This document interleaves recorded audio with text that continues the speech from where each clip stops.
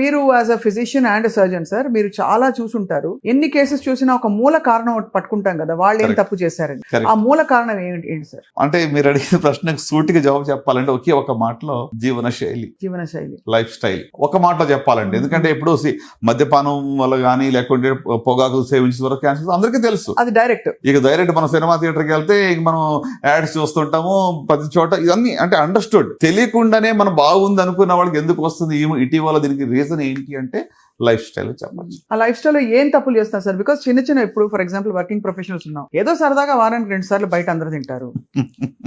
పోనీ మద్యపానం and smoking పక్కన పెట్టేస్తే అందరూ అప్పుడప్పుడు ఫాస్ట్ ఫుడ్ తింటారు. మీరు చూడండి ఇప్పుడు ఇటీవల నంబర్ ఆఫ్ రెస్టారెంట్స్ హైదరాబాద్ లో ఎన్ని వచ్చినాయి అనేది. ఇంకా ఎన్ని వచ్చినా రష్ సార్, ఎప్పుడు చూస్తాం. అదే కదా, అంటే ఎంత అన్లిమిటెడ్ ఫుడ్ అని పెట్టడం వల్ల ఈ బఫే వాటిలో అంటే డీప్ ఫ్రైడ్ ఫుడ్స్, లేకుంటే ప్రాసెస్డ్ ఫుడ్స్, లేకుంటే రెడ్ మీట్, అది కాకుండా మరి బేకరీ ఐటమ్స్, కేక్స్, ఇవన్నీ కూడా కన్సంప్షన్ పెరిగిపోయింది. దీనివల్ల ఏంటంటే మన యొక్క ఓవరాల్ సమతుల్యత బాడీలో దెబ్బతింటా ఉంది.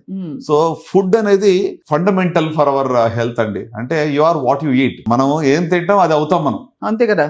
సో కనుక ఫుడ్ మీద నిజంగా మనం కాన్సన్ట్రేట్ చేస్తే దీర్ఘకాల వ్యాధులు చాలా వరకు రాకుండా చూసుకోవచ్చు అని అనుకుంటారు. సో మీరు అన్నారు కదా ఇందాక ప్రాసెస్డ్ ఫుడ్ కావనివ్వండి, లేకుంటే మరి డీప్ ఫ్రైడ్ ఫుడ్స్, ఎక్కువగాని బాగా నూనెలో వేయించిన ఫుడ్. సో అంటే మనం ఏంటంటే ప్రకృతికి దగ్గరగా ఉండే ఫుడ్స్ దూరంగా వెళ్తున్నాం ఇప్పుడు.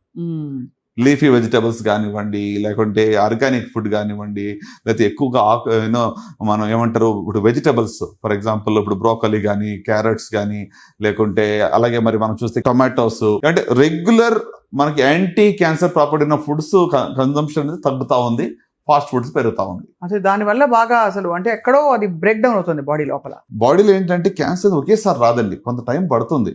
వేర్ అండ్ టేర్ బాడీలో జరుగుతూ ఉంటుంది. ఎగ్జాంపుల్ అప్పుడు ఆ టైంలో ఇప్పుడు కొన్ని పదార్థాలు ఏం చేస్తాయి, స్టిమ్యులస్ గా పనిచేస్తాయి. ఇప్పుడు మీకు ప్రాసెస్డ్ మీట్ కానివ్వండి, లేకుంటే consumption of deep fried food, ఇవన్నీ ఇందులో ఉన్నటువంటి కార్సినోజెన్స్, రైట్, అవి ఏం చేస్తాయి, స్టిమ్యులేట్ చేస్తాయి. అదే ఫర్ ఎగ్జాంపుల్ బ్రోకలీలో మీరు బ్రోకలీ లేకుంటే టొమాటో లేకుంటే క్యారెట్స్, వీటిలో లేక లీఫీ వెజిటబుల్స్ తీసుకుంటే క్యాన్సర్ ని డీటాక్స్ చేసే కెపాసిటీ ఉంది. బాడీలో కొన్ని ఎంజైమ్స్ ఉంటాయి, క్యాన్సర్ కణాలని చంపేస్తాయి.